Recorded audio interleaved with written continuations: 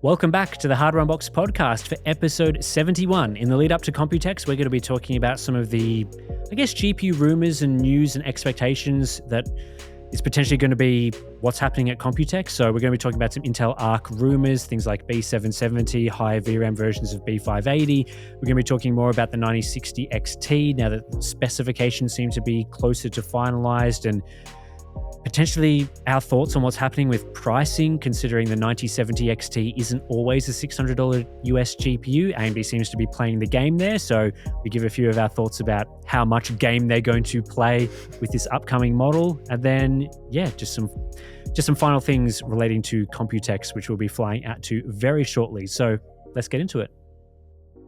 Well, Steve, we are pretty much ready to go to Computex the next couple of days. So this is one of the very last things we are doing before flying out for the show. In fact, I think when this podcast goes live, we will probably be sitting on the plane on the tarmac about to leave. So how's everything going? Prepared to go to Taiwan again? I hope so. I think it's pretty well worked out. There's a few different things we've had to work on this year for the show, but I think we've got everything locked and loaded, ready to go. Fingers crossed, no major issues or anything like that. Planes are on time. We got over there. Hotel works out well. All that stuff. So we've had plenty of practice on this. Should go pretty smoothly, I would think, and we'll be able to cover all the announcements and products that are there. Yeah, I think we've dialed it in, having gone there a few times now with our sort of routine for what we do at Computex. And so, we'll be there for a week, which is going to be great. So I think, the things that you'll probably be expecting at the show, obviously, as we talked about in the last podcast, there's a weird situation with the RTX 5060 sort of launching while we're there. So we're going to try, well, at least we're not going to be able to do anything. Let's be honest. We will not be able to do anything. We'll be able to tell you that the product is launched and now available, but that's pretty much it. Then beyond that, we've obviously got the RX 9060 XT that's expected to be announced during the show. AMD has got a press event on, I think it's the Wednesday the 21st local time, in which case we're expecting that announcement there. NVIDIA has also got their own press conference during the show, although I know people sometimes get very hyped to watch the NVIDIA Computex event. It's not usually a major product announcement platform. Last year they talked for 2 hours about just AI nonsense and factories and all that crap. So I wouldn't say it's an essential watch for the stream. If there's a stream, I wouldn't even bother watching it if I were you. I think the RTX 5060 launches on the same day as the conference or whatever. I think Intel's got some announcements planned as well, so we'll keep an eye on that, maybe on the GPU side, and then obviously all the other stuff that goes along with these sort of shows. So there'll be some more monitors to see. There will be probably the AIB models of 9060 XTs and 5060s shown at the show. I'm not expecting too much from things like motherboards and CPUs because a lot of that is now finalized for this generation, so all that stuff should be already out, but obviously we'll check it out if there is anything interesting. We've seen some, other partner card GPU announcements, more backside connector stuff supporting, interesting, new formats and that sort of thing. So I think those are probably the main things we'll see at the show, outside of obviously the AI stuff, which last year was very bad, like lots of really dumb AI products, AI SSDs, AI power supplies. I can't imagine it will be any better this year. In fact, it will probably be worse. So it's hard to imagine it being worse, but you're probably right. Yeah, so it's not going to be a fun time walking around the show floor and trying to cut out, figure out what the actual products are, because often at those trade shows, this is the thing, it's whatever marketing term is popular at the time, that's like the focus. So there'll be the nice big shiny area of the booth, which is all the AI stuff, like the AI power supplies and AI cases and AI keyboards or whatever. And then over in the corner, in like the part no one wants to see, that's all the cool, interesting products that are not the AI stuff, but the concept coolers and concept products that we always like to see at Computex. So that would be fun. The BS section and the non-BS section. The BS section and non-BS section, yes. So I think towards the end of the show as well, we'll be recording some podcasts and things like that, probably with us. Maybe we'll have a Balin episode like last time. We'll have a couple of guests on as well from various different segments, and we'll film some Q&As and other stuff. So it'll be a pretty jam-packed schedule for us. We are there for longer than usual this time, so there'll be plenty of opportunities for us to make content. And in between all those things, we'll be enjoying the pool, I guess. Let's move into the first news/rumor story that I think we wanted to talk about this week's podcast, which is rumors of new Intel Arc GPUs, which is interesting because there's been a number of different products that have been rumored over the last little bit, potentially some of those being announced at Computex or in the next couple of weeks. Not really sure because we haven't been pre-briefed on any of that. So just to be clear, everything we're talking about is just rumors and that sort of thing. So we have heard at least 4 different products, or at least 4 different products have been talked about, those being the Arc B770, so a higher tier model, an Arc B580 24 gig version, so double the VRAM of the current model, an Arc B580 dual GPU version, and then also a Pro model, potentially called the Arc Pro A60, which would be 24 gigabytes as well. So let's start with the Arc B770, which I think is the most recent rumor. This comes from Intel on Twitter replying to people, it's X now. Intel on X replying to people saying, stay tuned whenever they're talking about the B770. So someone said, please, B770, I need it. Then the official Intel account says, stay tuned in reply. Please, Intel, give us B770. Another tweet. Are they still called tweets? Let's hope for that. Intel again replies with stay tuned. So that's interesting at the very least that an official Intel account is responding to people on X with these answers. Yeah, I personally would read into it as an Intel representative attempting to drum up excitement around the Arc brand. Can't say for sure, but that would be my interpretation of it. I personally don't think they'll be announcing a B770 at Computex. That is pretty much a hunch. Like, I don't really have any concrete information to go on there. So they may well do so. I just think it's unlikely they will. I'm not expecting them to do that. I don't think there'll really be any gaming-focused products announced from Arc at Computex. I'm not expecting that.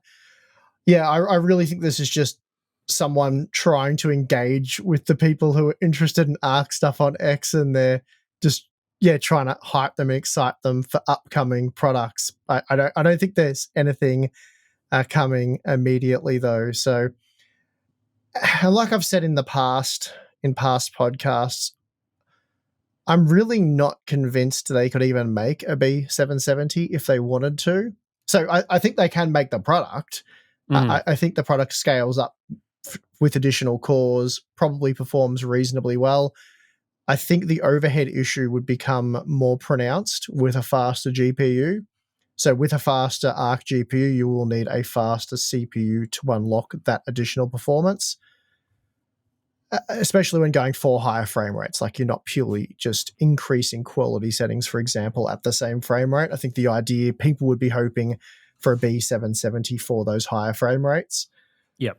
And I think in the games where we see the overhead issue now would be very bad, and there'd be more games where we weren't really seeing it previously, but you'd start to with your slower CPUs. And Intel has since, what would you say? They've acknowledged that the overhead issue does exist and is real. On their community blog posting, they do that apparently. It doesn't really, I'm not sure who reads it, but Video Cards or someone picked up on it that a community manager there said, we are actively looking into this and we're aware of the issue, so we're looking to address it. So maybe they can address it. Look, when I first brought it to them all those months ago, it was probably late last year now, wasn't it, when we first Hardware Canucks showed it and we followed up on it. I think I was at CES when you were doing the testing, so it would have been January. Okay, earlier this year. Yeah, I spoke to Intel's Arc team about it. They basically said, look, we've looked at the results. We've been able to replicate them. You're not going to see it in all games, obviously, but there are problematic games, and we're looking at a fix. When we develop a fix or we work out what's going on, we'll let you know, and then you can retest. And that was it. Never heard anything from that point about it. So they've sort of just swept that one under the rug and haven't talked about it until they publicly admitted that it is a problem. But yeah, I think that problem has to be addressed first, because a more powerful, faster Arc GPU is just going to see this overhead issue rear its ugly head even more so. But I think the reason why gamers want to see this GPU so badly is because, the overhead issue aside, or even taking that into account, the B580 is still a really exciting, promising product. The 12 gigabytes of VRAM, it does perform quite well in a lot of the newer games. Pricing hasn't been great. I'm not quite sure how that's panned out in Australia. I know in the US it's still at least $340 over at places like Newegg. I think the official limited edition card's more like $400. So, and that's US dollars. Having a quick look here in Australia, the cheapest B580 comes from Sparkle. It's 480 Australian dollars, which places it pretty close to what a 7600 XT, so the 16 gigabyte card, was priced at. You're saving like $30 going Intel. I've seen as low as $450 at ScorpTech for the ASRock Challenger B580. So that's pretty much the floor. So for that product. Similar pricing to an RTX 4060. Does have more VRAM. That is of benefit, but the GeForce GPU obviously has much more mature drivers with generally better performance in the latest games when they're released, though not always a given. So even in the current market, you're not really racing out to buy a B580. Like, they are available. They're in stock. In fact, there's no out-of-stock listings for either the B570 or B580 at PCK Skier, and they're not terribly compelling against these previous generation parts. So yeah, I don't know. I think people are just hoping that a B770 will come along. It recaptures the magic that the B580 had originally. It's better performance, somehow better pricing and availability. And really, it's obviously because the 5060 series kind of sucks. Outside of the 16 gigabyte version, which is probably pretty expensive, the 8 gigabyte 5060 Ti and the upcoming 5060 is probably going to represent very bad value. I mean, buying an 8 gigabyte card in 2025, it's really a non-starter, isn't it? If you're paying more than $200 US, I mean, yeah, it's bad. I think the B580 is. I mean, theoretically, that's supposed to be a challenger for a 5060 type of product. I think the 5060 in raw performance is going to outperform a B580 at 1440p, given the B580 is only about 10 to 15% faster than a 4060. The 5060 is supposed to be 25% faster or thereabouts than a 4060. So that should put it ahead, but obviously the VRAM component sort of will change that discussion. I think if there was to be a B770 product, it would be more in the 5060 Ti 16 gigabyte or higher sort of competition, in which case, I'm assuming they would make it a 16 gigabyte model if the B770 existed. I don't think they would be limited in the way that the B580 is. In which case, then they run into some concerns there because, like we pointed out, the VRAM is a really key selling point of the B580 compared to the competition, so that won't be a factor. You've obviously got the overhead issue that you've mentioned, and even just from a performance standpoint, the BMG G31 GPU die, which is the theoretical die that would be used in this sort of product, that was rumored a while back to have 32 XE cores. So the B580 has 20 XE cores in it. And so 20 to 32, you're looking at about 50% more cores. That would be putting it around the performance level of 5060 Ti 16 gigabyte, maybe 4070 levels, which is a bit below a 5070. And then, how cheap could they make that card? Like, just from the economic standpoint of the die size, because let's be honest, they're using TSMC 5 nanometer technology as it is to make these products. The B580 is already 272 square millimeters, which I believe is roughly the same size as the dies used for NVIDIA's mid-range cards like 5070s and so on, which, that's a very low margin product. And yeah, just with all the issues that you've talked about, like the fact that it may not, like even if they give it 50% more cores, they can maintain the same clock speeds. They've got nice memory bandwidth scaling and that sort of thing. It may not actually give you 50% more performance in games due to the overhead issue. And if they're not getting 50% more performance out of it, then how cheap are they going to have to make that product? Like it's a pretty difficult position. Yeah, the B580 is $500 Australian at the moment. And a 5060 Ti 16GB is just over $800, though not in stock. The cheapest, well, no, there's an $820 model in stock. So there is a bit of wriggle room there on price, but probably not enough. And realistically, like you say, if they price match a 5060 Ti 16GB, why are you buying the Arc GPU? So again, the Arc GPU really was only exciting when it was announced to be $250 US, and a few people bought them for $250 US. But at $300 and something US, not great.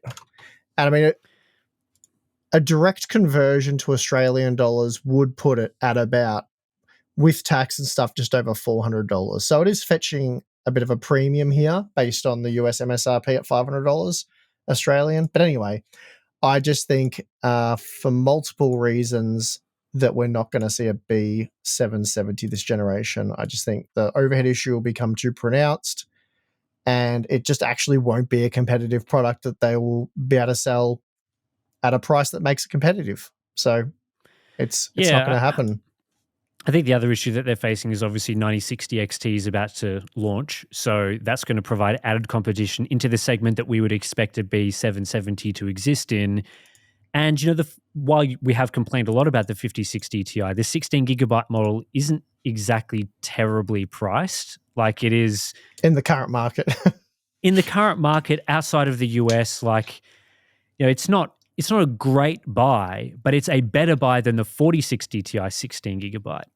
So, if Intel was expecting, for example, the 4060 Ti 16 or the 5060 Ti 16GB to be more of a $500 card like it was in the previous generation or higher, then maybe there would have been room for some sort of B770 product. And maybe they could have gotten away with launching it anyway, despite having maybe some drawbacks with overhead and so on. Maybe they could just brute force a bit more performance, and it would put it into a tier where it could still be a viable product.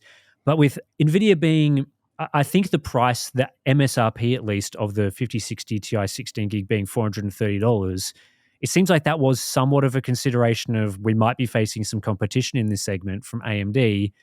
AMD, who knows what the pricing is going to be there. Hopefully that's coming in even under that.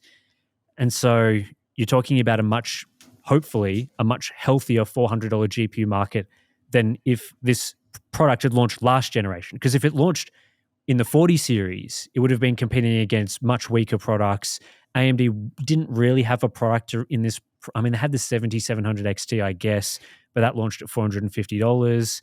So, I mean, it just would have been a much better opportunity last time. I feel like there will be more competition this time. So I agree. I think I'm with you on this one that the B770 is probably not a product that exists or will exist. I mean, I don't know. Maybe they'll ignore all of this and just launch it anyway. Yeah, that's right. We've made it pretty clear we don't know and we're guessing. So that's true. we're not saying for sure. This isn't our leak or anything. It's like just our thoughts. So I was just having a look at the PC K-Skill listings, and this is what we talk about. I know we've harped on about the 5060 Ti being bad and all that, 8GB, 16GB under the same name, trap for gamers or whatever. But this is pretty crazy. I was just having a look. So there's two models available at what would be the MSRP in Australia, so the recommended retail price. We've got an Inno 3D model and a palette model, both 16GB 5060 Ti's. They're 820 Australian dollars. So that's the cheapest listing, and both of those models are in stock. You can buy them right now. So you can buy that model at MSRP. $820, keep that in your head. Scroll a bit further down the page, I get to $830. What do I find for $830? I find a Gigabyte Eagle Ice OC 8GB. Scroll a bit further, another $830 card. MSI Gaming Trio OC 8GB 830. Scroll a bit further, I find an Asus Prime OC $840. I don't understand where's there is an 8GB.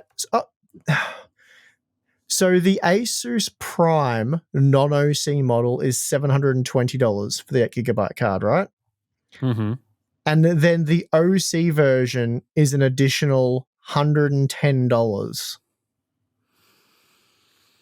Dear oh dear. It's 120, I think. Yeah, that's crazy. And then, but it gets worse.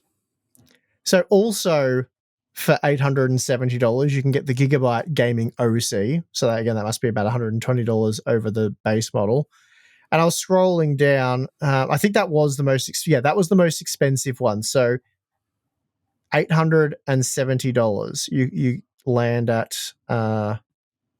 8GB cards, and right next to it, there's other models as well. It's very confusing what's what if you look at the page. Well, you also have to scroll past 13 8GB models if you sort from price lowest to highest, which is how pretty much everyone uses these websites. You have to scroll past 13 8GB models to find the 16GB cards. So there's that. Anyway, it's bad. It's pretty bad. I can't believe the premium they're charging for those OC models. I was trying to work out what was going on there. Yeah, it's insane. I mean, they've got like $1,000 16GB cards as well. There's like a MSI Vanguard SoC 16GB card for $1,000. The MSRP of this card, it should be more like $750 Australian. I know it is actually $820, but if we weren't paying the big Australia NVIDIA tax here, it should be more like $750, just to give people context for the AUD sort of thing. Yeah, I wonder if they're doing that extreme markup on the OC cards because they do blend in with the 16GB cards. And so people just buy them. I don't know. It's very confusing. It's as good of a theory as any. It really is. It's crazy. Anyway, we'll move along. So there's a couple of other Arc GPUs that are potentially coming. I think the Pro model is the most likely to launch at Computex. There's been some talk of an Arc Pro card with 24GB of memory. I think that's likely, and because it's a Pro card, it's not overly interesting. I think the other ones that we've seen sort of leaked more recently has been the 24GB model of the B580, which I feel like they should probably just try and supply the 12GB card at $250 before trying to make a 24GB version. Like, I know some people would be interested in a 24GB card, but 12GB is fine, in my opinion, for a B580 at $250. The issue is they're not, generally speaking, $250. Mm-hmm. So maybe solve that first. I don't know what your thoughts are on a 24GB model. Yeah, pretty much the same thoughts. I mean, it depends on the price and everything. It's likely that a 24GB version will age much better than the 12GB version if you plan on keeping it for 3 or so years. But it will definitely age better. But I also feel like a 12GB version for $250 would be better, like a better value deal. Like that product actually makes sense in the current market, and I think it'll make sense in the market till the end of the year, for example. So I think that's the way they want to go there. I do think for longevity moving forward, 16GB is the minimum VRAM configuration we should be seeing on any of these products, really regardless of their performance, especially, as I said, if they're priced over, say, $300.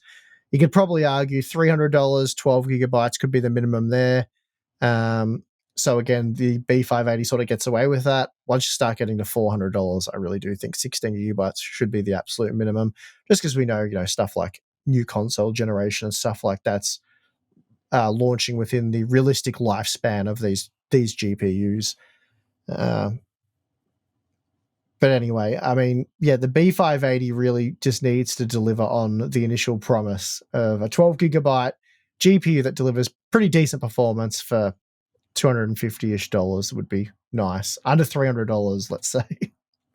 Well, supposedly they're also coming out with a dual GPU version. This is a rumor from Video Cards where they source or cite an unnamed AIB that is potentially working on maybe it'll be an exclusive model to that particular AIB. Mm-hmm. But this would be a dual Arc B580 graphics card with 2 GPUs both GPUs with 24 gigabytes of memory for a total of 48 gigabytes on the card. But of course, with dual GPUs, it's really just a 24 gig card because the memory has to be doubled. That's what we used to see back in the days when there were dual GPU cards. Hasn't been a thing for a while now. Obviously, this wouldn't be a gaming card because SLI/Crossfire, that's not even Intel technology. They don't even have a technology for this. But back then, those were the technologies. It's not really a thing anymore. So this would potentially be for some sort of other workload. AI for sure. It's a productivity GPU at the very least. So it won't be intended for gaming. I'd actually forgotten about AI for all of 5 seconds, despite it being constantly rammed down our throats. But now that you bring up AI, obviously this is an AI card, right? Because it's got high memory. The B580 has AI accelerators on it and that sort of thing. Supposedly we'll be seeing this at Computex or so, Video Cards is claiming. So if there is this dual GPU model, I'll certainly be very interested to see it. But yeah, not really a gaming model. But I think this product would be more fitting with the plans that we're hearing for Pro cards. This seems more in line with the announcements we're expecting from Computex, was the B770. Yeah, it just allows you to cram more B580 into a tighter footprint. So yep, that's the advantage there. We've also started to hear more finalized specifications for the AMD Radeon RX 9060 XT. I think last time we were talking a little bit about the situation with 8 and 16 gigabytes. I think that is pretty clear at this point that will be happening. We've started to see some AIB leaks and things showing multiple versions of this particular card. So, product listings that are coming out with 8, 16 gigabyte models. It seems pretty clear at this point, based on the leaked information, that this will be a GPU die with half of the cores of Navi 48. So like we sort of talked about previously, this will be just pretty much that die cut in half from 4096 cores to 2048. The memory bus, 256-bit cut in half to 128-bit, same memory speed, 28 gigabits per second, GDDR6 memory. So you'd expect bandwidth to be halved compared to those top-end cards as well. The clock speeds, we've seen some listings up around the sort of 3.3 gigahertz mark. The current 9070 XTs are around the sort of high 2.9 gigahertz range for the boost clock. So it should be clocked a little higher, but generally you'd expect from these specifications that performance will be about half that of a 9070 XT if scaling goes well. Things like PCI interface still seems a little up in the air. The latest leaks seem to suggest a x16 interface, which I think would be probably better than the x8 interface. But previously we'd heard rumors of x8. So still not sure on that one. Still not sure, obviously, on pricing. And just one word on pricing. We have started to see some retailer leaks and listings for prices. Obviously, that usually means panic after that because the retailer listings are always some sort of high price. I think we saw well above $500 for one model of the 9060 XT. Retailer pricing leaks are not accurate. They never have been accurate, and you should pay absolutely no attention to them. A lot of the time, these are simply placeholder prices, placeholder listings for cards where they just put in a price because their database requires one. Not indicative of the final price, as you would have seen from the 9070 XT, where we saw basically the exact same thing. Some listings of cards, the actual MSRP later was lower. Now, you could argue that the MSRP wasn't a real MSRP. That's a whole other discussion. But we've seen things with the 5080 as well. I think that was rumored for as high as $1,400 US at retail listings. Turned out you probably did need to spend $1,400 to buy it, but the MSRP was lower. So just want to keep that in mind for people. Really pay no attention to the pricing rumors and those sorts of things. The retailers don't get pricing ahead of time. They wouldn't know at this stage. We know that for sure with the 9070 XT that retailers did not get pricing information until it was announced by AMD at their event. So that's just something to be well aware of. But yeah, are you excited to see the 9060 XT at Computex? We'll be able to spin the fans and do that sort of thing?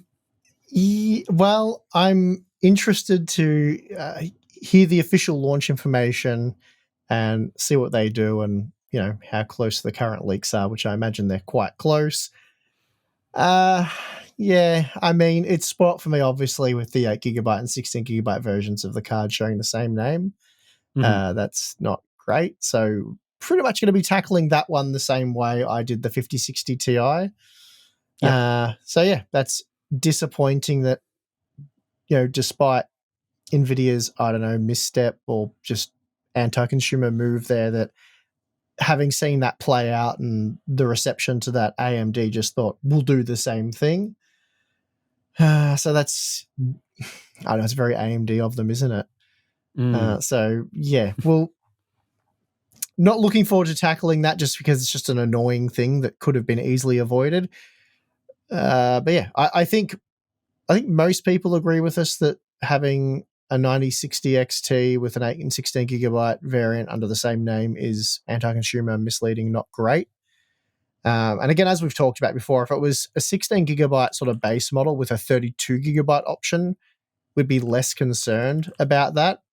Someone tagged us on a social media platform saying, how do we feel about the rumors that Arc is going to get 24 gigabytes of VRAM, for example, on the B580? And I'm like, well, I don't really care about that much. It's like, first of all, it's after the fact. Everyone knows what a B580 is. All the reviews are established. If they were releasing a 6 gigabyte or an 8 gigabyte or even a 10 gigabyte version of the B580, then that would be a completely different story. But if they're doubling the VRAM amount, then it's either going to be priced so that there'll be no confusion in the sense that you won't buy it accidentally because it'll just be too expensive. Or if you happen to buy it accidentally, it means it was priced so close that the 12 gigabyte version probably doesn't make sense anymore and you're just getting a better product as a bonus. But yeah, the increased VRAM thing, less of an issue. I think it's as well because the base model, like if you accidentally bought the wrong one, like you bought the lower tier model, you're not getting burnt. Like the 12 gigabyte B580 works fine in most games. I think with the 8 gig model of the 5060 Ti, you can be burnt pretty easily, whereas it's always been about, and this is, again, we talked about this with the RX 580 and 480 back in the comparison to the olden days when those cards were available with 4 and 8 gigabytes. It just goes back to that sort of thing. So long as the base option is a usable card and you've got a potentially better longevity version available that you could purchase optionally, then it's much different to a situation where the higher, more expensive model is the viable option, the one that you should be buying, which is the case with potentially these models. The other thing that I found a little potentially problematic, and this is based off the retailer leaked listings, is the way that they're naming these cards. So we've obviously talked about the issue with the name. The 8 and 16 gigabyte can be hidden because you go to Newegg, for example, and the cards are listed as MSI Ventus GeForce RTX 5060 Ti 8 gigabytes. You have to get like half a dozen words in until you find the 8 gigabyte listing there. Gigabyte WindForce GeForce RTX 5060 Ti 16 gigabyte. This is how they're listed on Newegg. The retail listing for these XFX Swift RX 9060 XTs, and I'm going to read these for you, is we've got the XFX Swift AMD Radeon RX 9060 XT OC Gaming Edition with 8GB GDDR6 and the XFX Swift AMD Radeon RX 9060 XT OC Triple Fan Gaming Edition with 16GB GDDR6. Now, how on earth are you going to be able to tell the difference between those cards? The 8 and 16 gigabyte might be well off the page and like truncated on the listing. So that's even worse than having it listed as 9060 XT 8 gigabyte, 9060 XT 16 gigabyte.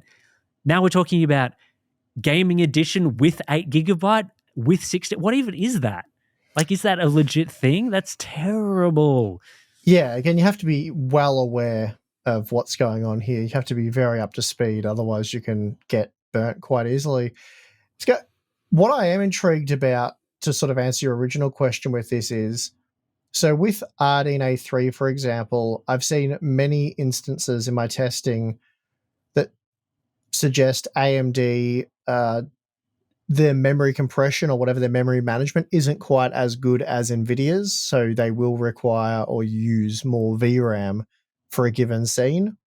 And so examples where the 8 gigabyte NVIDIA cards just get away with it, like there's a little bit of a performance hit, but they're pretty well getting away with it. The AMD equivalent just tanks. So 8 gigabyte buffer run over too heavily, performance falls off a cliff. Now, will we see that with Ardenne A4? I don't know yet because we haven't had an 8 gigabyte card to test, so we haven't been able to make those comparisons. But if these RDNA 4 models are anything like the RDNA 3 models, then there will be more instances where 8 gigabytes of VRAM is insufficient. So that could be, well, amplifies an already big problem.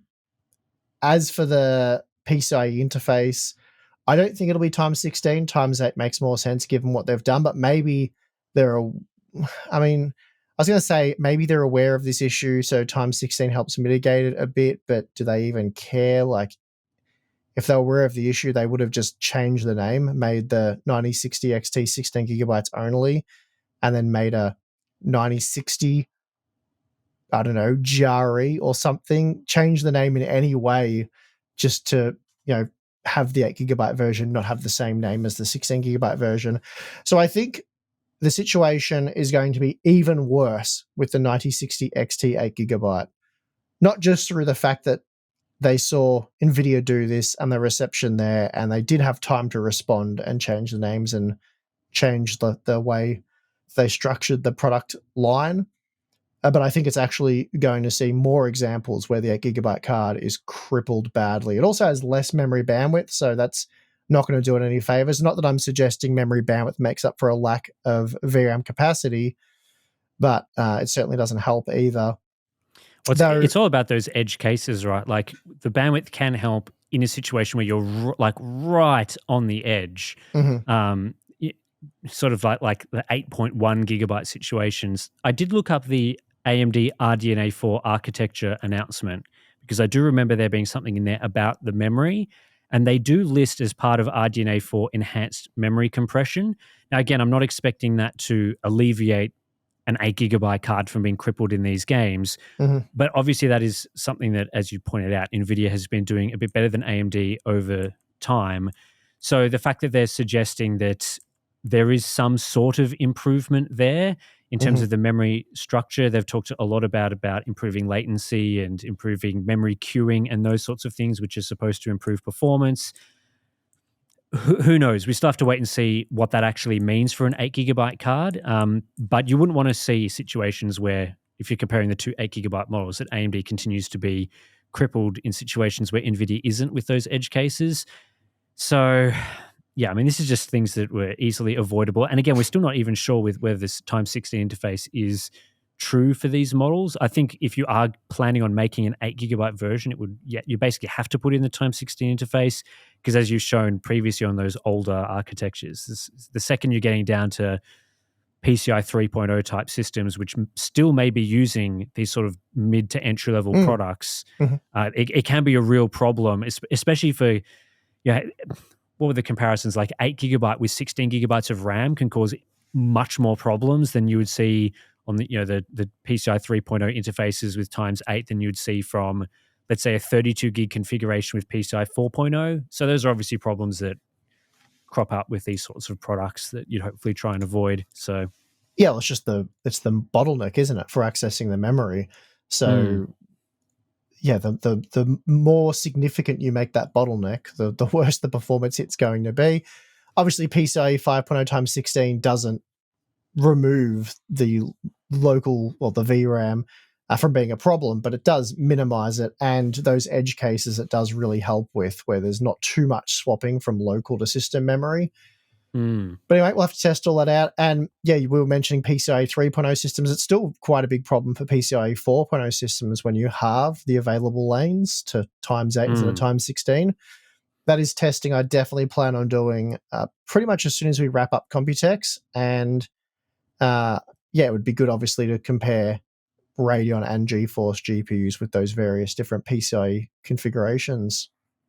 The one thing I'm interested in with the 9060 XT does relate to the video I published on Hardware Unboxed earlier this week, talking about how the 9070 XT isn't really a $600 US card. We're certainly not seeing that in the market at the moment worldwide.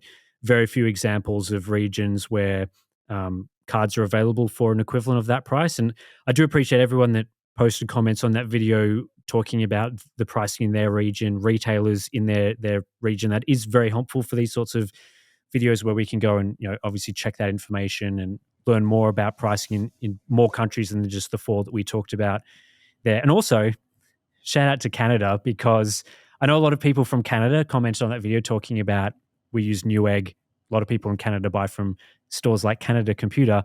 Good old Canada Computers blocks Australian IPs. You cannot view their site at all to do any research with an Australian IP. Yeah, I It wonder says you how are not living in Canada and can't access it. I So was able to view it, but maybe it was because I was using Starlink. yeah, possibly. Let me see.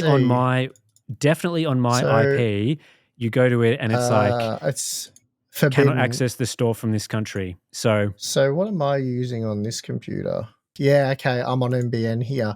So Starlink isn't blocked. So that's how I was able to view their website without a problem, was good old Starlink.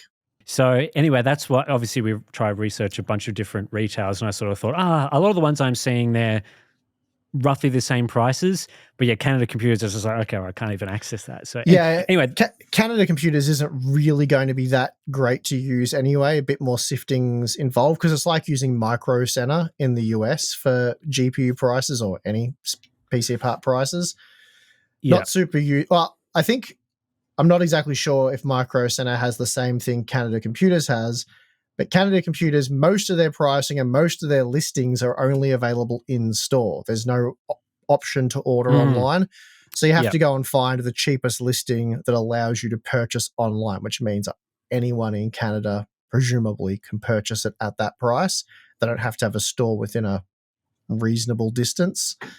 So anyway, uh, while they do have very good in-store prices like Micro Center do on a lot of parts, their online order only price is not nearly as competitive. I guess they have these brick and mortar stores and they want to justify their existence, so they need to have stock in there. It's kind of crap if you go to this huge store and it's like everything's out of stock. So I guess that's something to do with that. I'm not 100% sure because we don't really have that here in Australia. Anyway, aside from the Canada thing, so apologies to Canada for the Newegg situation. I'm interested in this as it relates to the 9060 XT pricing because I think on the one hand with the 9070 XT, it's really more of a $650 to $700 product in most regions. That's US equivalent pricing.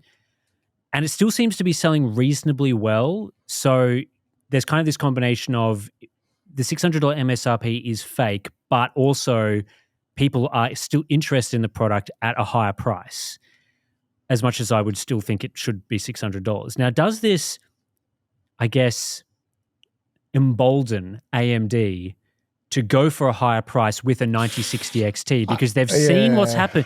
They saw the 9070 XT sell out instant, like the huge stockpiles that retailers had, they went out the door instantly. And they were sold at even with their limited rebates for a selected amount of models, those sold, the high price models sold, and prices have slowly come down, but still 2 months later, they are coming back into stock. They're not the MSRP, but people are still buying them. They're coming towards the top of the listings of most popular GPUs in terms of sales. So does that mean that AMD is going to be less aggressive with the 9060 XT price? Well, you're screwed anyway. There's no good news here because the lesson should have been, let's launch for considerably less than our competitor, which really you only get away with that play once, don't you? The bluff only works once. So if they announce the 9060 XT at this killer price, consumers going to gobble it up. I don't expect reviewers are going to. I mean, we were pretty hesitant to get super excited about the announced $600 US MSRP in our review. Like, I had a whole section saying how we thought it was fake. Turns out we were right. So I think a lot of reviewers will be pretty cautious to hype up the 9060 XT if it's at a really, really attractive price, given how the 9070 XT's played out. So, yeah, I don't know I can't predict which way it'll go. Realistically, they have to make it as attractive as possible within reason without going too stupid, because that will backfire massively. It's pretty tough the way the game is being played at the moment. Would you agree? Yeah, there's a lot of dirty tactics, maybe is the way to put it, underhanded bait and switchy type moves. And again, I'm not accusing, this is definitely a bait and switch on product X or product Y, but I'm just getting the vibe of that in the market in general. A lot of advertising of pricing, talking of pricing that really doesn't materialize, or at least hasn't materialized for certain products in a long time. And I think 5060 Ti is looking like that's pretty close to MSRP. 5070 as well. 9070 is looking reasonable, but then you see like a 5080 and 5090 is still pretty crazy in most regions. 9070 XT obviously as well problematic, and so no competition. It's a unique situation this generation. The rules have changed for this generation, but they're by no means set in concrete. And the tariff situation is giving a lot of leeway to just setting prices and being like, guys, sorry guys, it was tariffs out of our hand. And I know you're in Australia where tariffs don't apply, but tariffs, like you'd understand, right? So well, there's that, and there's the fact that most people agree that this is by far NVIDIA's worst ever generation.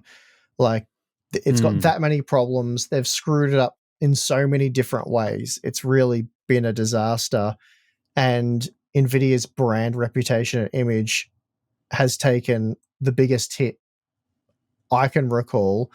I would say respect for the brand, or whatever you want to call it, is really, I don't know if it's an all-time low, but certainly in recent history, I would say since RTX launched, since the initial 20 series RTX launched, it's in the worst shape it's been.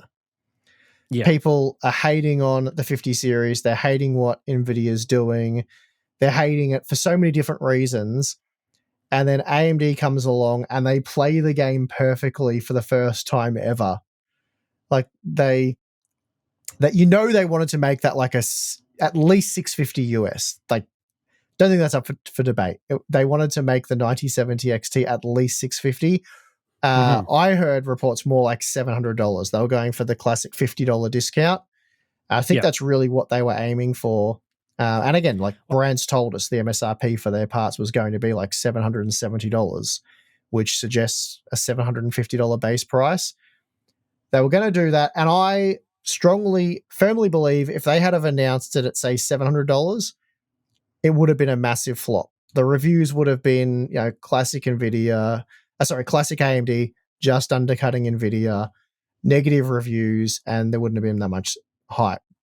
The performance and everything and the real world pricing could have played out exactly how it has.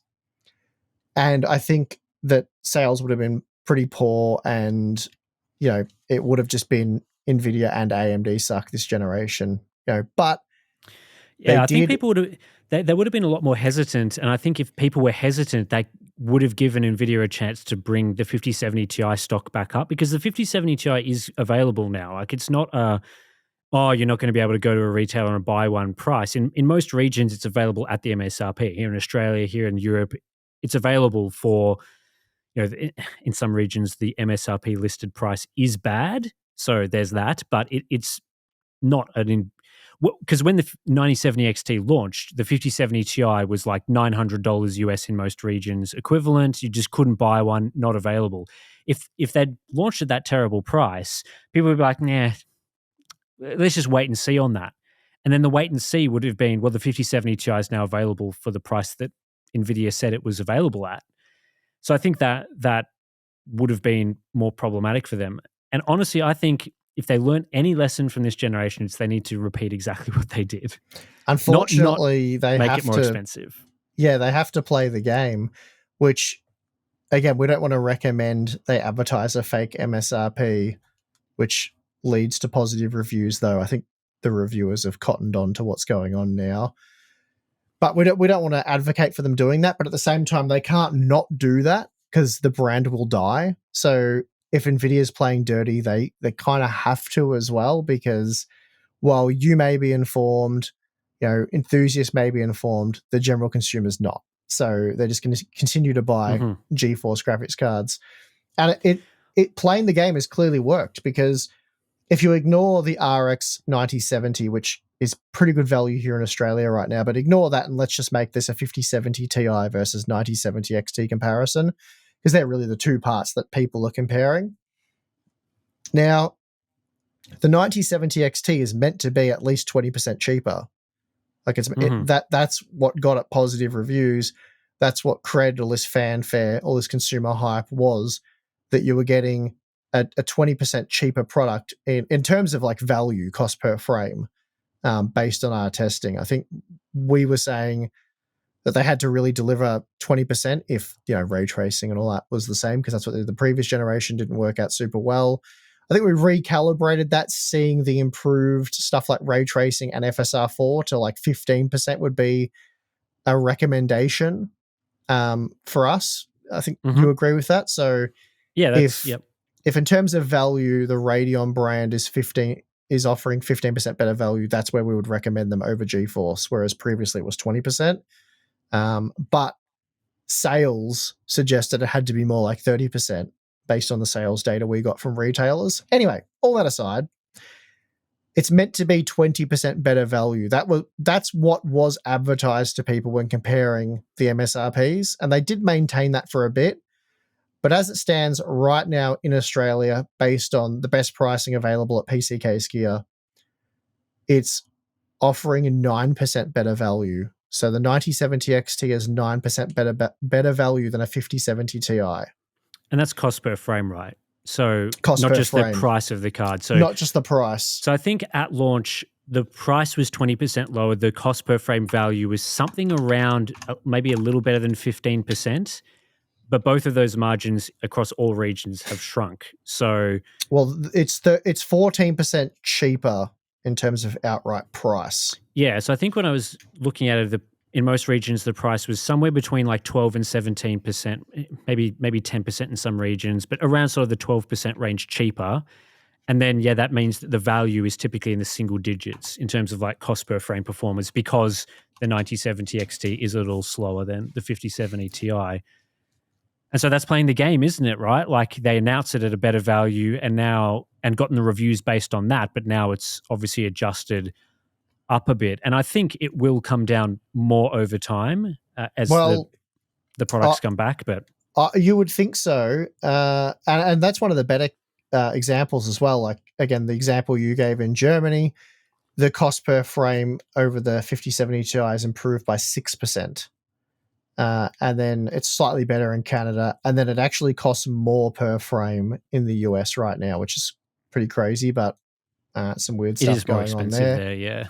But yeah, I reached out and I spoke to a few retailers. I'm like, so now that the value, it's quite clear it's not as good value as what we thought, given that pricing isn't as impressive as what we initially thought, have sales slowed up? And I was only able to get concrete information here in Australia. And apparently here in Australia, the 9070 XT is still murdering the 5070 Ti for sales. Like the 5070 Ti is selling okay, like it is selling, but the 9070 XT is selling much better.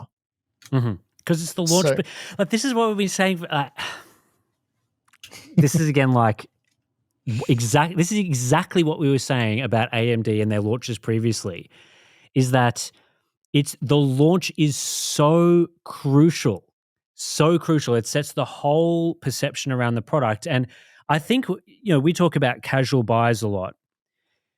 Is a casual buyer going to go into the store, look at the prices, calculate the performance differences, look at reviews, then go back and be like, okay, I understood previously that the value is 20%, it's 20% cheaper or should be. Now I'm going to recalculate all of that. No, they're not going to do any of that. People like us do that, and we tell you the information on our channel. Most people don't do that. They hear the 9070 XT or whatever is a good card and is worth buying, and so they look at the store. They're like, the first check they'd probably do is, I heard that this was better than a 5070 Ti. Oh, it's also cheaper. Good. Thumbs up. Here it's good. Price is looking in a reasonable position. I'll buy it. That's as simple as it gets. People aren't recalculating it going, okay, well, it's reduced in value from 15% to 9% cost per frame or whatever, so it's now worse of a product. I should buy the 5070 Ti. And again, we're not advocating for companies to do this. They shouldn't do this. But this is why, if you're going to launch a product, it's better to launch it at a good price than launch it at a bad price you have to fix later. And so with something like a 9060 XT, First of all, I think they're going to run into more of a problem because the 5070 Ti wasn't available when the 9070 XT launched, whereas this time around, the 5060 Ti is available. It's very available and at the MSRP. And I'm assuming we will see the 5060 reasonably available as well. So that's going to be a bit of a different situation because I remember around the launch of the 9070 XT, there was all this, everyone was like, guys, you can't be talking about the 5070 Ti as a $750 card. It's a $900 card. So this makes the value difference, so much different to what you were describing in the news video. That's not going to be the situation with these upcoming GPUs. When we say the 5060 Ti 16 gigabyte is $430, that is genuinely around the mark of what it costs. In the US, obviously, tariffs and things make that a little bit more expensive, but in other regions, that's pretty much bang on with their local MSRPs, and they're available at that price.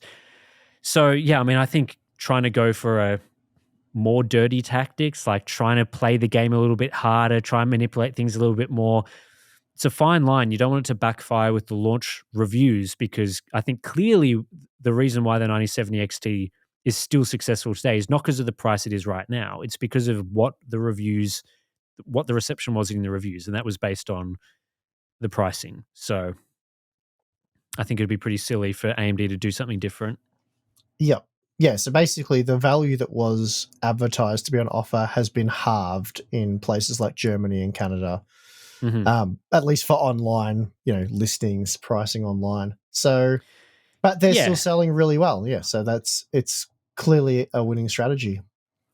I think there is always some, there's some tug of war going on there with these prices. Like, the prices of both models were high, but NVIDIA seems to have been able to, in the last month or so, really ramp up the 5070 Ti. So depending on the time that you look at it, there can be that sort of, is this a time is the current pricing that we're looking at the moment NVIDIA's responded or AMD's responded? So I still think that over time, there will be a point where the 9070 XT will be a $600 GPU. It's taken too long. Like 2 months later, this is the point, it should be MSRP, and it's... Well, it's just because AMD played the game well, not the consumer-friendly game. But well, yes, yeah. Because again, I inquired as to why it's so expensive and the value is not that great, and basically the answer was it's selling like hotcakes. Like, it's not selling as well as it was. Sales have certainly slowed down, but relative to the RTX 5070 Ti, it's selling a lot better. So if what we're seeing here in Australia is anything like other regions, that sort of explains why the value of the 9070 XT is not great, because it's selling well. At least here in Australia, AMD has won in that battle with that strategy so far to date, is what I've been told. So they've got the sales figures. They're looking at it and they're telling me that it's sold better to date and it's continuing to sell better. So that's why the 9070 XT is priced the way it is. We've seen some data from Mind Factory as well that indicates the 9070 XT is still the best-selling graphics card there. So obviously beating pretty much every other... It is beating every other model. So yeah, I mean, the hype's there. You can't really blame reviewers for this, though, because we're given a price and we're told what it's going to cost, and AMD did their best to make it appear, at least for the first few days, if not first few weeks, that price was real by subsidizing the cost of the products. So we dug in, we found out that information, we included that information in our review, but even at that point in time, we can't really call them out. We can't predict what it's going to look like in 2 months from now, because for obvious reasons. So what we can do is research to the best of our ability, let you guys know that it's a subsidized price, and it appears to be a limited time only price. But beyond that, the price could improve. Like, we don't know what's going to happen months down the track. We don't know what availability is going to look like. We don't know what the market's doing. So anyway, fortunately, we were able to call that one right. We said it looks like it's going to end up being $850 US, and today it's $860 US. So unfortunately, it played out the way we hoped it wouldn't. Yeah, that's right. I mean, when you hear about like a subsidized launch, which isn't unusual, you're always hoping that the subsidized launch is to deal with the launch timing, the launch plans, and all that sort of thing, the changing prices and all that sort of thing. You would hope that within a few months, the subsidized price becomes the real price over time. But again, like in a review, that's not something that you can say for sure is going to happen or predict. It has gone that way for some products in the past. It hasn't gone that way for other. Obviously, with the 970 XT, it hasn't gone that way. So, yeah, it's really, really difficult. And I think at least what we're trying to do on the channel at Hardware Unboxed with the content is keeping on top of those things, continuing to evaluate the products, doing head-to-heads, doing value updates and those sorts of things so that, companies can't just fake a price and then have that be the only thing that's ever set. And it's always going to be a problem because most people watch the review. They don't watch the follow-up content as much. That isn't always the case. But, the 9070 XT review has gotten nearly 500,000 views on the channel. Some of the follow-up content probably will get half of that. Certainly, the pricing updates generally would get well under half of that. So, we try with these sort of things to keep you guys informed about prices and those sorts of things. But yeah, like in the face of playing the game, as you've sort of put it, it becomes more difficult. And I've seen some tactics from other places as well where they sort of talk more about like theoretical prices, like X price range is good, Y price range is bad, or it has to be this percentage better price than the competitor's product, are sort of other ways to think about this. But I think it's something that, a lot of reviewers are sort of coming to terms with at the moment throughout this generation, that the price that's announced for products isn't necessarily the price that you'll actually be paying at the retailers. And as Europeans would be well aware, and shout out to the Europeans listening to our podcast, even if there is an announced MSRP and cards are available at the MSRP, that price might still be awful. It still might be completely out of whack with the US price gouging, all that sort of thing can occur, which is probably why cards like a 5070 Ti are now below the MSRP in Europe, because the MSRP is terrible. So there's all sorts of things that go on there. Yeah, at least a situation where in Germany, under the given the euro prices that you quoted, the 9070 XT is still 6% better value in terms of cost per frame than the 5070 Ti. So it is still arguably the better value product. Of course, you've got to weigh up things like DLSS 4 and the slightly better ray tracing performance depending on what you're testing. But you're not getting rolled by buying the 9070 XT in that example. No, it's not. It's not like it's a more expensive card like in the US where the cards are basically the same price, in which case you may as well just buy the 5070 Ti. So, and this is again goes back to that price war thing that I was talking about, where a lot of the time, it's each company does make moves to adjust pricing worldwide to sort of bring things down a little bit more. Than they see, oh, okay, Nvidia's lowered the price of their card by X amount. We've got to respond, do a few more rebates, do a few more incentives. And you would have seen that a lot throughout the previous generation with AMD cards where, once it became clear that their products were not particularly attractive, they started doing more and more incentives over time to get it into a position where they started to sell.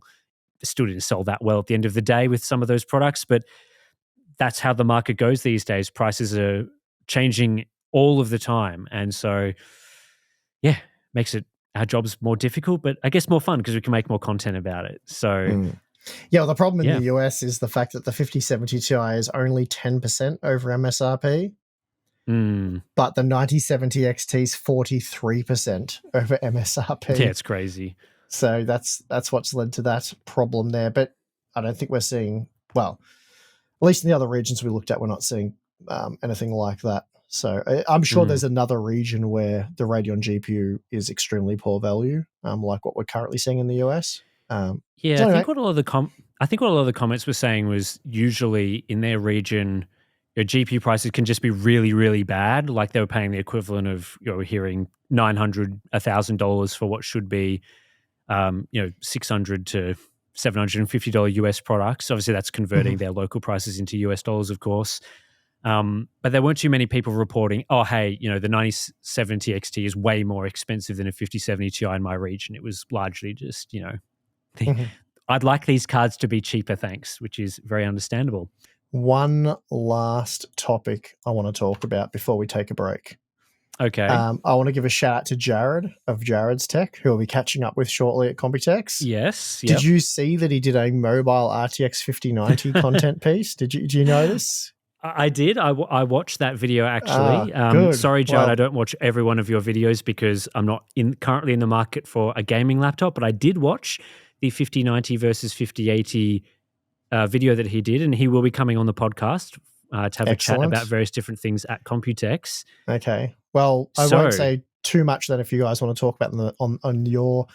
But basically, go if you're interested. Go head over to Jared's Tech. Watch his mobile RTX 5090 video. The title is this a joke? 5090 versus 4090 laptop comparison in 25 games.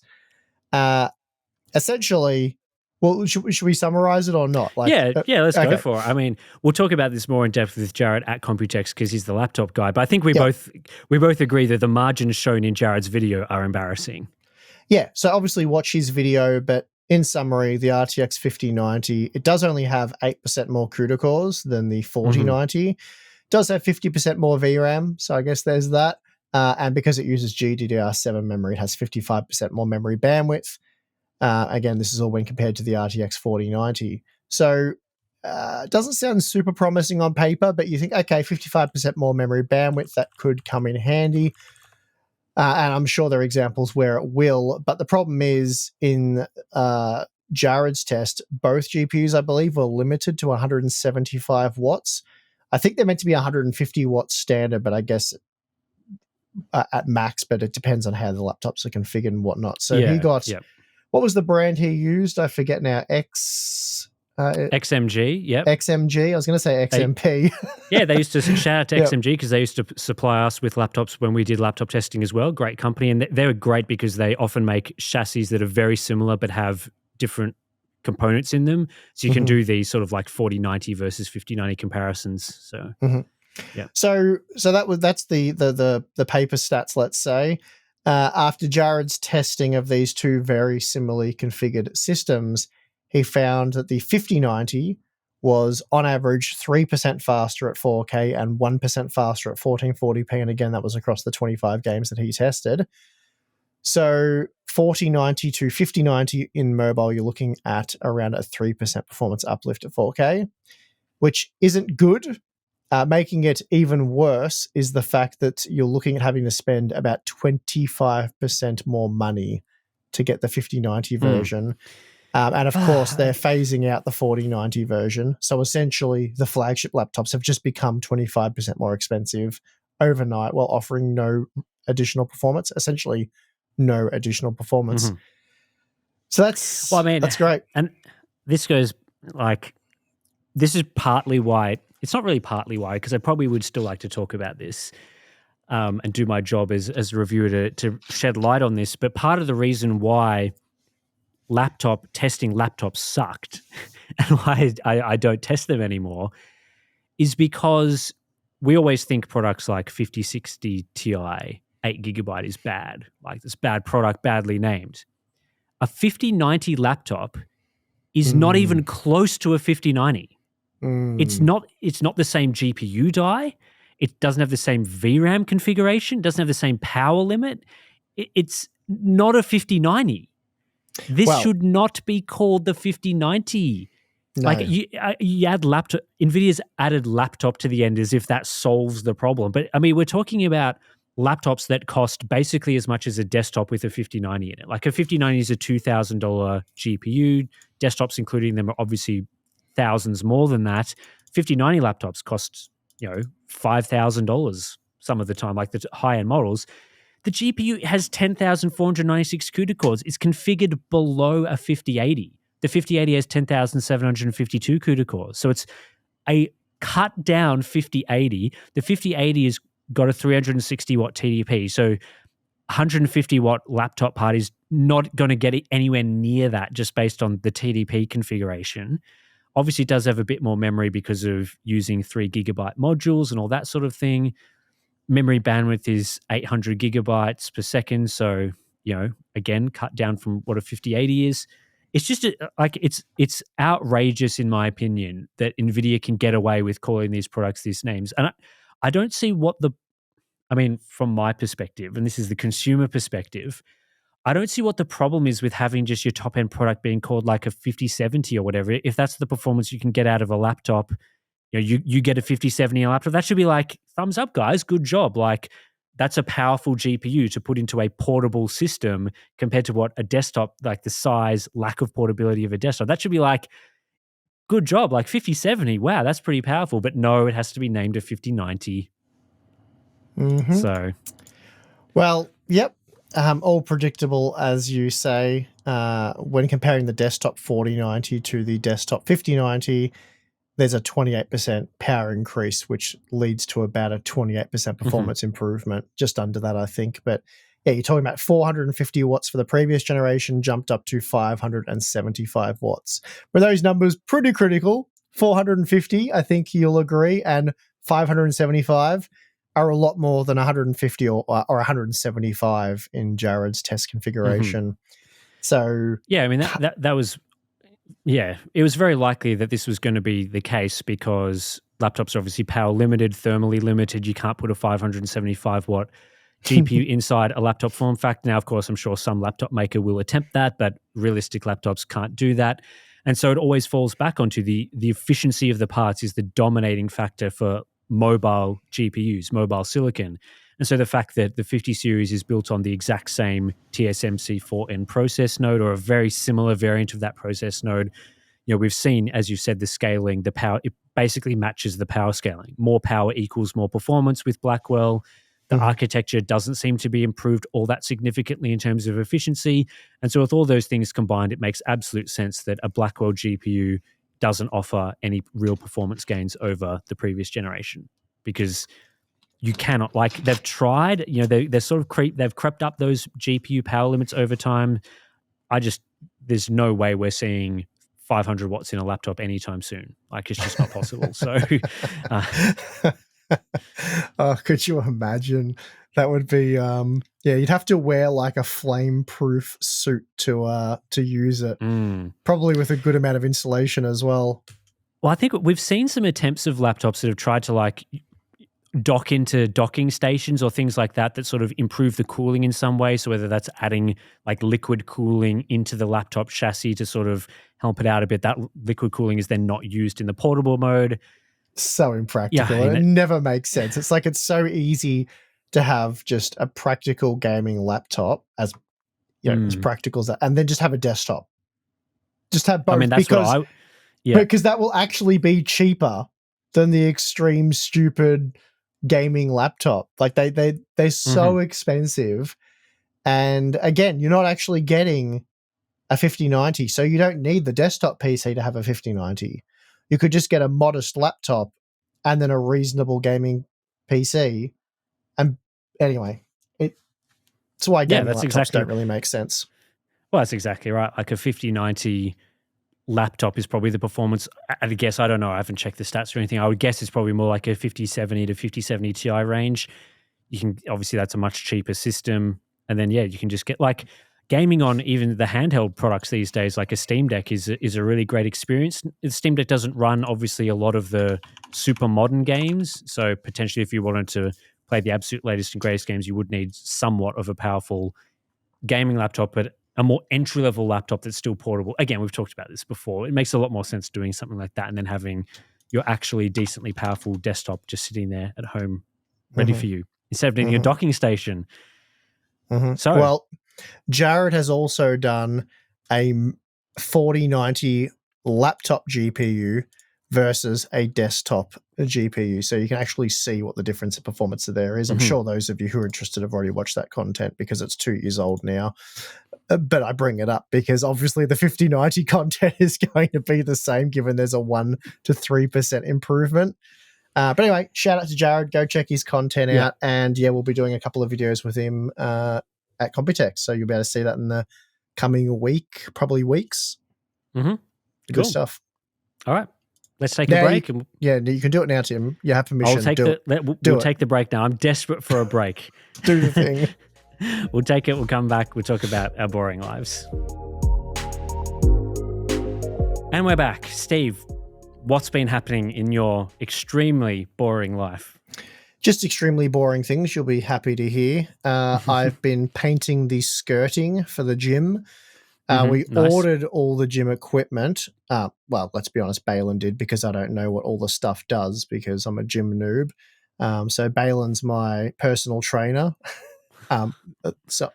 Balin used to do a lot of bodybuilding for context, and still is very enthusiastic about his gym stuff. He actually used to have, and I think he may still have it, I'm not sure, a YouTube channel where he uploaded videos of him working out.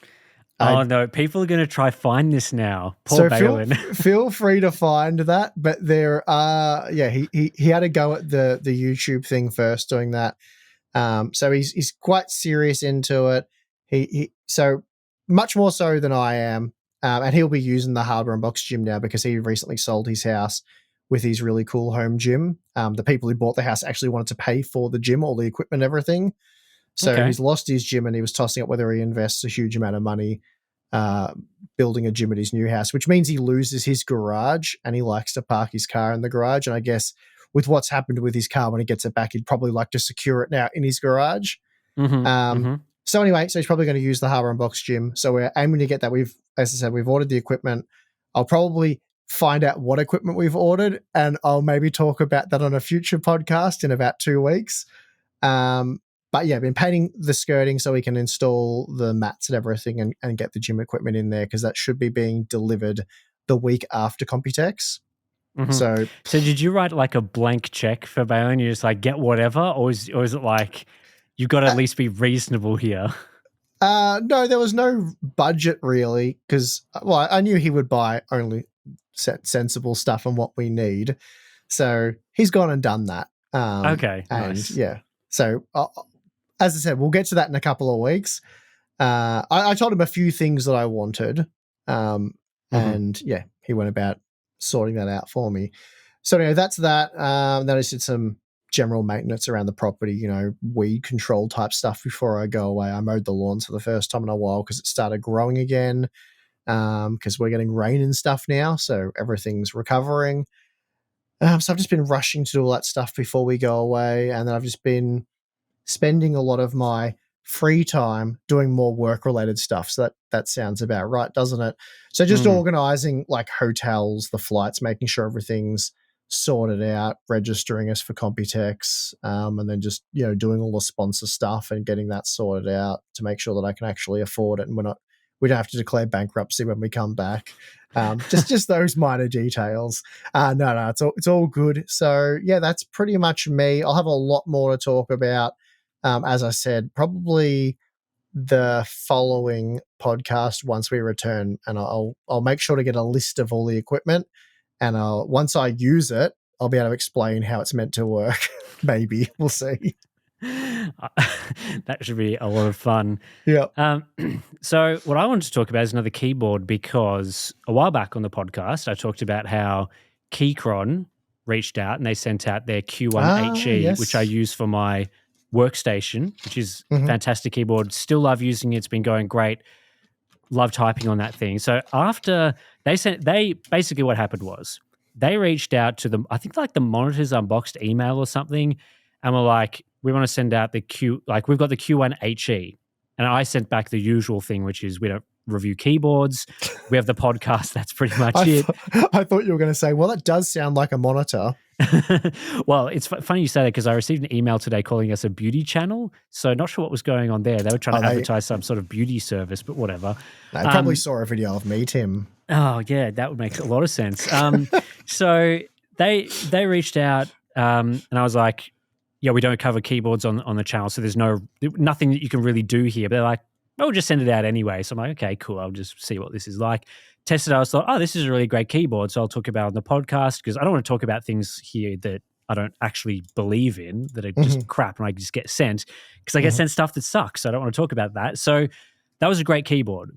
They listened to the podcast. They're like, okay, sounds like you like the keyboard. Well, we've got another version of this, or a variety of the keyboards that they make coming out from their, I don't know if it's Lemo Key or Lemo Key, but basically they've got a gaming brand.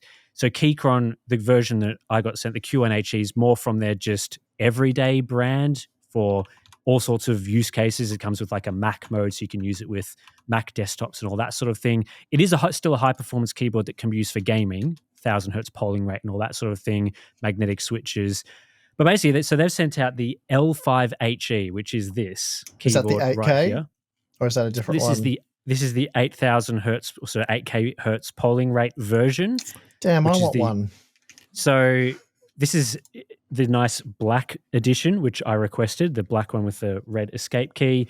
It comes in a different variety of colors, but I always like a black keyboard. So nice and satisfying keyboard sound. So yeah, this is the gaming version. Compared to the Q1HE, it's not wireless, so this is wired only to support the high performance modes. But I always use all keyboards wired anyway, so that's no problem for me. This is a very heavy, premium, well-built keyboard that is still excellent to type on. And if I had this for my workstation, I'd love using this for typing. But it's on my gaming PC at the moment. I've been using it for a couple of months now. Love using it. And it basically has all the same features as the Q1HE, things that I genuinely would consider using on a gaming keyboard compared to previous keyboards I've owned. So adjustable actuation points is really key for me, because when I use a keyboard, a lot of the like super fast switches that you can get, like the previous keyboard I was using had like Cherry MX speed switches in it. I don't need like a 0.1 of a millimeter actuation point, which is basically like you touch the keyboard and it instantly activates the keys. I like a little bit of travel. So with the L5HE and the Q1HE, you can set the actuation point to exactly where you want. That's really cool. I can set it to like halfway in, which I like. So I like the feel of the keyboard, but also being able to adjust exactly where I want that actuation point. Sometimes in the past, I've liked the speed switches the way they feel, but just the actuation point's been too close to the surface of the key. And sometimes I like obviously more of a silent linear profile, which these switches have as well, opposed to the clicky ones. I find them too loud and annoying. So that's been great. And also because they're the magnetic switches, you can use them as analog inputs. So in some games, if I wanted to set the WAS and D keys, instead of just being on-off switches, you can map that to like a joystick control, like you'd see on a controller. So you can like half press the key in, that will move the joystick forward halfway. So that gives you that sort of run and walk control like you get on a controller, but you can do that on a keyboard in PC games with the controller emulation modes that this keyboard has. So I'm not big into keyboards, and there's a lot of other features this keyboard has that keyboard enthusiasts might be interested in. You can just look it up if you want to know all that stuff. Like an 8000 hertz polling rate, that's nice. Don't really need that as a feature. But the magnetic switches, they feel great. The adjustable actuation points, the analog controls that you can do on it, those are all really awesome things in my opinion. That feels like almost like a next generation keyboard sort of thing. Like we're moving beyond having just on-off switch style keys to now having fully customizable keys. So I don't know whether this keyboard is released yet. I think they were on Kickstarter or something to get Yeah, it is. It's still on Kickstarter, yep. So I think they'll be coming out at some point. I believe they're going to be around the sort of $200 US mark. The one thing that with this keyboard that I'm not as much of a fan of, the volume knob is not quite as good as the one that you get on the Q1HE. So it's still a great volume knob. It's just a little bit looser than you get with the nicer, clickier version on the Q1HE. That's all I really have to say about it. Obviously, it's the version I've got here is the 75% version, so it doesn't have a numpad, but it's still got the function row and that sort of thing. I find that's a great format for gaming, in my opinion. So that's just my thoughts on keyboards. But anyway, it's a great keyboard. I've been using it for gaming, played all of Kingdom Come Deliverance using this and games before that on it. Highly recommend it, basically. Not that I'm not a keyboard expert, so I would still encourage you to read reviews, see comparisons between this and other premium gaming keyboards. It comes in different styles. So if you don't like this style, there might be a version that's more acceptable to you. But basically, yeah, the Keychron keyboards that I've used two of them now. Can't recommend the brand enough based on those two models. I think they're excellent. So that's just what I've got to say about keyboards, really. Well, you convinced me. I'm going to try and get one.